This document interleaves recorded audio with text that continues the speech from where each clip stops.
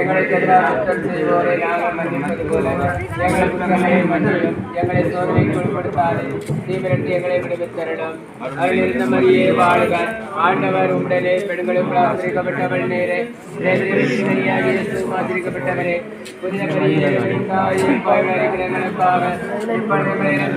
வேண்டிக் கொள்ளுமாமே. உங்களோடு இருப்பாராக. இறைவன் தந்தை மகன் தூயாவி இறைவன் ஆசீர்வதிப்பாராக.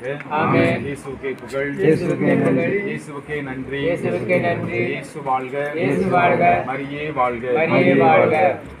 தந்தை மகன் தூயாவியாரின் பெயராலே ஆமென்.